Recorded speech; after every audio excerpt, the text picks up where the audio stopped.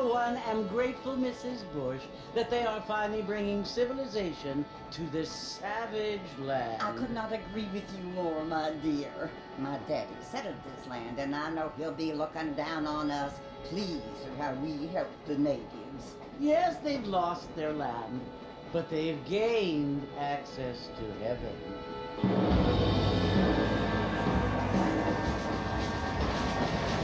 But Father, do you mean unless an innocent receives communion, they're destined to go to hell? It hardly seems fair. What I mean to say, Jenny, is that there is a great deal of difference between an innocent and a savage. I never thought of it that way. Yes, they lived like animals, but they're happier now.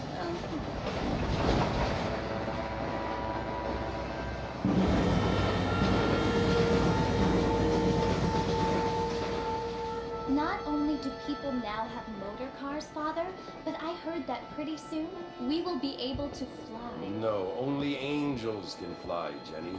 No, apparently people can fly. Didn't you hear? Out in Kansas, a man even got a car to fly. I hardly think so, Jenny.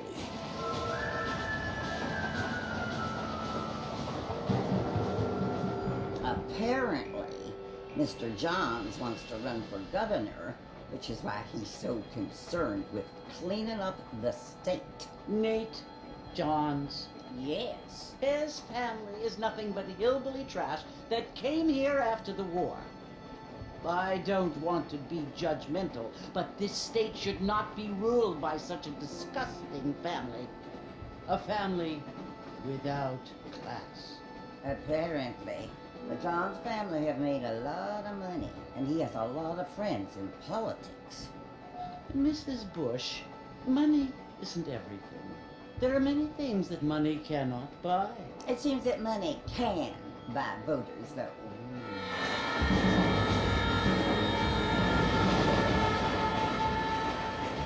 What you must remember, my dear, is that we have been brought here to spread the word. And the word and civilization, they are the same thing. They are the gifts. It is the opportunity we have, the chance to live among people who are decent and who do not kill each other, and who let you worship in peace. It's so confusing, Father. Sometimes I find it impossible to make the distinction between a loving act and a hateful one. I mean, they often seem to be the same thing. Yes, Jenny, it is confusing. But you only have to ask me if you need help. Indeed. Well, here we are, Mrs. Bush. Armadillo.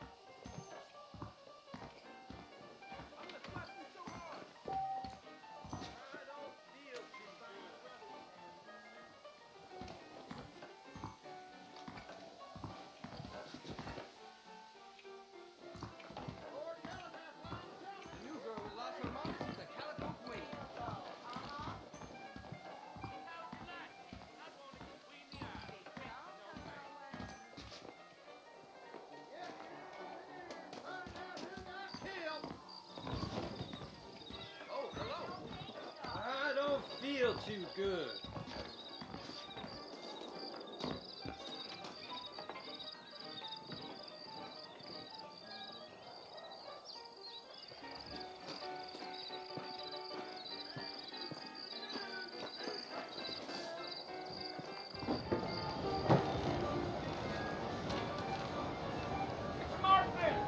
Mr. Marfin, over here!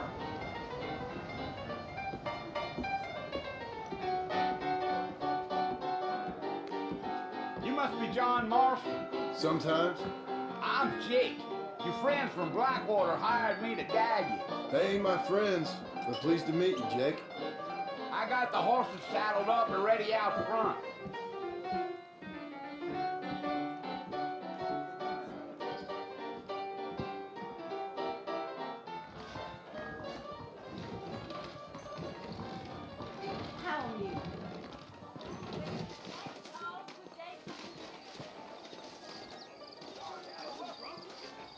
You ain't gonna find sturdier horses than these in all of New Austin.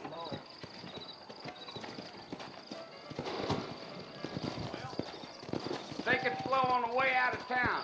No need to kick up a lot of dust.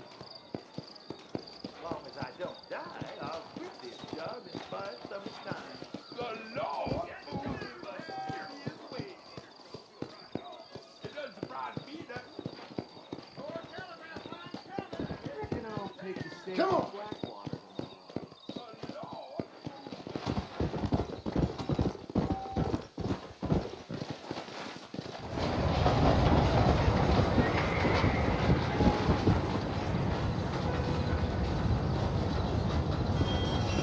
So it's Fort Mercy you want to visit?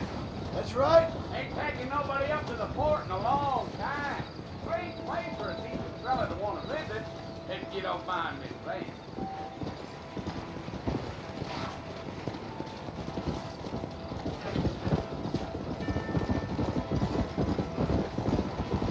Are you planning on spending any time in Armadillo, Mr. Marston? I doubt it. I ain't planning on staying very long. Well, if you're fixing for some female company, you can do a lot worse than Armadillo. Fine as cream gravy they are. Not like Thieves Landing. Dang, those girls ain't even fit for a drinking man to hold up with. I'm a married man, I'm afraid. Ain't we all?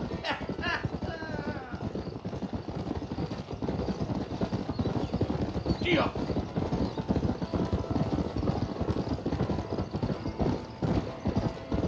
Yeah, so it was the marshal who hired me. Lee Johnson, do you know him? I think I heard his name. Says he got a telegram from some Blackwater big bugs asking for a guy. I guess it's none of my business. That's right.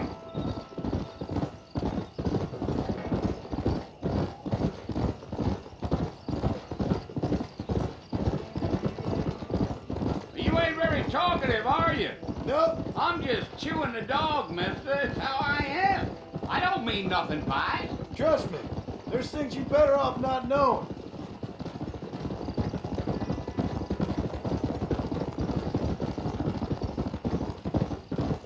Yeah, yeah. You don't look much like no Blackwater fella. That's because I ain't. If I'm being honest, I don't care much for those highfalutin big city types. Not much at all. Blackwater ain't much of a city. More of a town with delusions, but no, me neither.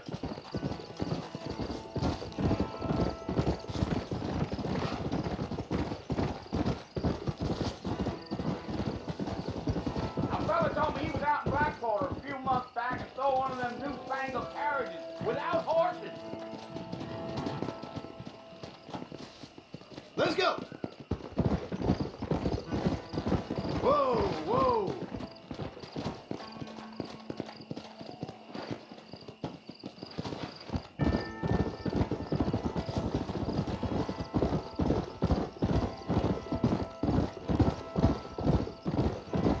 I'll tell you, Mr. Marston, those coyotes eat better than I do.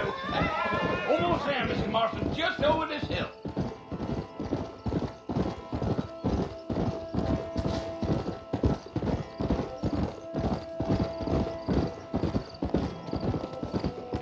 Slow it up now. Listen, mister, this here is what's left of Fort Mercer. Some gang rode in and took the place over. So I understand. This is where we part ways, friend. You have yourself a good time.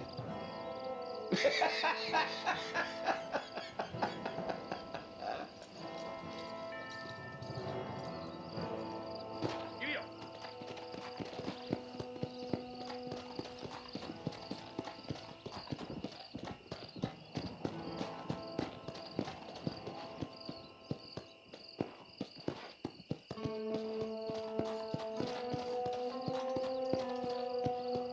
Come on.